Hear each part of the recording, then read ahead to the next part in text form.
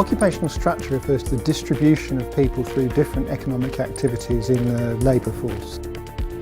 In 19th century Britain, 2% of adult males are carpenters, 3% are shoemakers, 40% work in the secondary sector altogether, sort of making things, 25% perhaps in the tertiary sector, in the service sector, 25% in agriculture, something like that. So it's looking at these distributions of people through different economic activities and how that changes over time.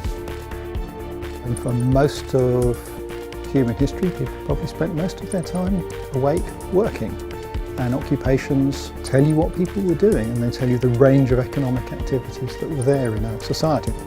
Occupational data do tend to tell us about every single sector and how large it was in employment terms. And it gives you a very comprehensive picture at many spatial scales. You can look at occupational structure in a single settlement. You can look at larger units like the Okanagan or BC or the whole of Canada. And it's very easy to compare over space and time.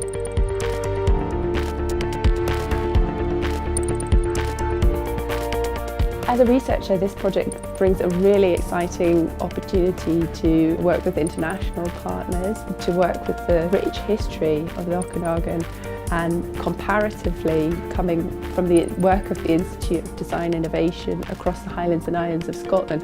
I think we have a lot to learn from the kind of research that's going on here and some rich partnerships that can develop from that.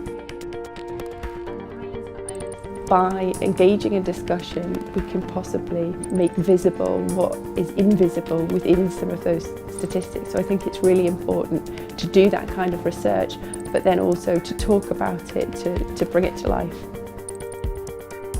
The reason why I believe these workshops will benefit our community, the West Bank First Nation, is because it forges relationships. It creates opportunities for collaboration. When we can work together, we can create inroads into our community and also out of our community so that our people feel comfortable wherever they're at. It's a way to not oppose the history that's been written about us, but to reclaim it so that we can establish strength and pride in our development moving forward. I think this project is really exciting as a librarian. I think it brings people into the library to engage with materials. I think it brings us an opportunity to take those materials and make them available to the wider public. One of the things that the library is engaging in directly with this project is an opportunity for us to explore digitization and an opportunity for us to explore taking some of these regional historical collections and making them available on a wider scale. For libraries, access is of primary importance, and so we want to make sure that we support and encourage access to materials for people all over the world.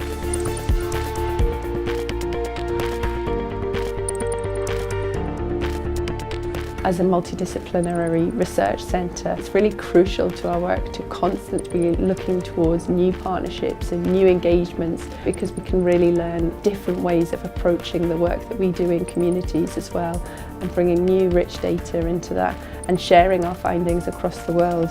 I think discussion's crucial because particular populations can be excluded and aren't enumerated within that. It's important that we collaborate in these ways so that our people feel comfortable sharing what they have to share. And it's also important so that the researchers that are coming into our community also feel comfortable and they feel welcomed to be able to conduct their research accordingly so that it benefits not just them, but also our community as well. It's very difficult to say at this stage in a project like this where it will go. I would guess it will run for a long time. I suspect the project may grow to encompass a larger area, or else this might be the trigger that starts people off on that kind of a track.